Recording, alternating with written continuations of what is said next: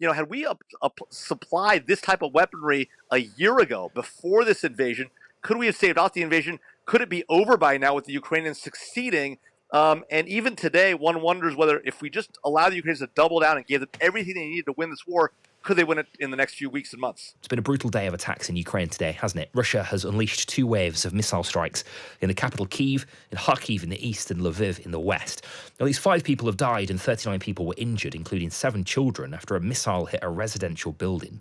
Well, meanwhile, the UK's Prime Minister Rishi Sunak has confirmed the government will provide Challenger 2 tanks to Ukraine in a call with Volodymyr Zelensky earlier.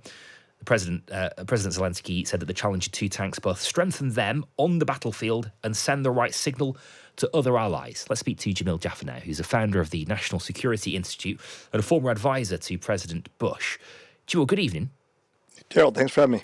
A real pleasure. Can you just give us a broad sense, Jamil, of what we've seen today?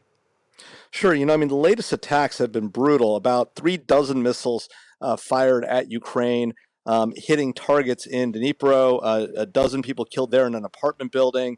20 missiles were intercepted by Ukrainian air defenses, but they also hit critical infrastructure in Kharkiv and Lviv.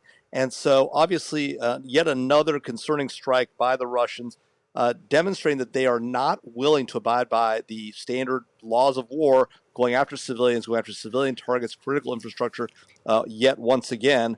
But of course, a very big decision by the Prime Minister, Rishi Sunak, in the UK to send a dozen Challenger tanks. These are main battle tanks. These are the first main battle tanks to be sent from Western allies to the fight in Ukraine on behalf of the Ukrainians.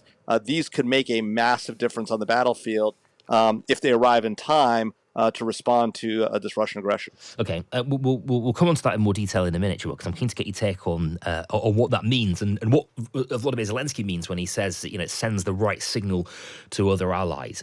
Just on today's attacks, energy facilities, particularly in, I think there are 6 Ukrainian regions that have had their energy facilities struck. What kind of impact will that have?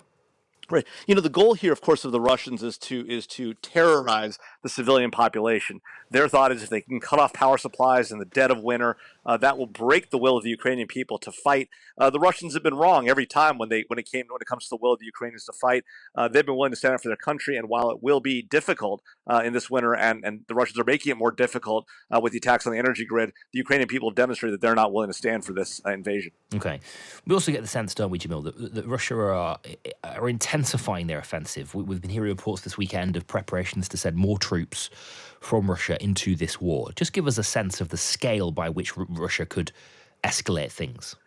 Yeah, absolutely. Look, the Russians still have a significant number of forces available, their main battle forces in Russia. The reason they haven't deployed those as yet is they're concerned about withdrawing those forces from other regions of Russia. Vladimir Putin wants to maintain control of his own nation. It's part of why he initially had relied on conscript forces in the second wave of fighting.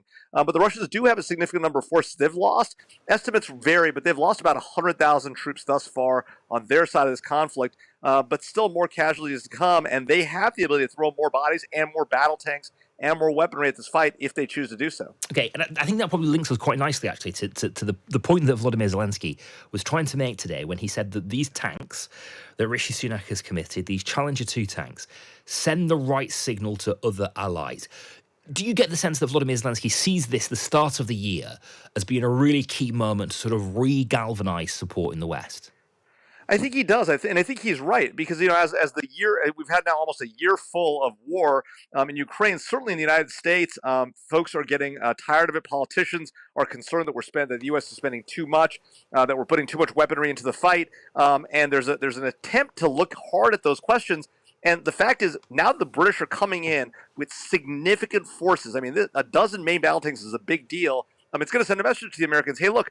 The British are here. It's going to send a message to the Poles and other European allies. Hey, you need to step up too, and we'll see if that's in fact what happens. But I agree with President Zelensky. This sends exactly the right message to all the other Western nations. Now's the time to step up, and it's the right thing for Prime Minister Sunak to be doing this.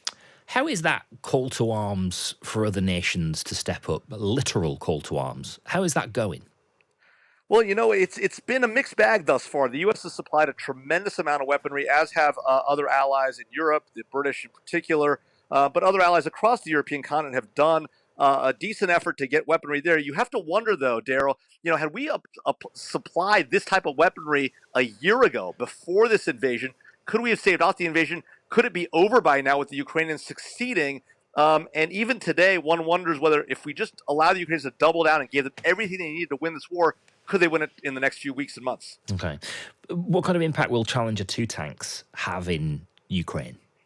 Well, these main battle tanks will allow the Ukrainians to drive forward and press forward aggressively. They'll also allow them to defend at a distance because they have a significant range of fire that is a significant increase over today over Ukraine's capabilities, at least in terms of main battle weapons. They of course have missiles that have been supplied to them, both ground to ground and the like. But these main battle tanks are critical to pressing forward and really taking the offense if they want to take back the remaining lands in the east that the Russians still can hold control over, and potentially may allow them to make a move to take back Crimea. That's a big deal. It can be very hard to do, and maybe impossible. But these Challenger battle tanks will help them in that regard if they decide to go down that road. Okay. Jamil, thank you for your time tonight. Really appreciate it. As insightful as ever, Jamil Jaffer, who is the founder of the National Security Institute and a former advisor to President Bush. It is, of course, now ticking into the early hours of the morning in Ukraine. We'll keep an eye on that part of the world for you. As ever, we do all the time, round the clock on Times Radio. Anything that happens, we will bring it to you as it unfolds, and all the best insight and analysis. And if I may, I can point you to our YouTube channel as well, by the way. If you go to YouTube and type in Times Radio, we are constantly updating it with even bits and bobs that you might not necessarily hear on the radio, insight and analysis from some of the top experts on this conflict. Earlier on today, Aisha Hazarika spoke to one of those people who believes that the Russian invasion could come to a conclusion by spring. This is Robert Fox, who says that Western tanks might have come too late in Ukraine, but could very well also play a part in bringing this war to a conclusion by spring. Some really interesting insights from him and others. Just search Times Radio on our YouTube channel to get that.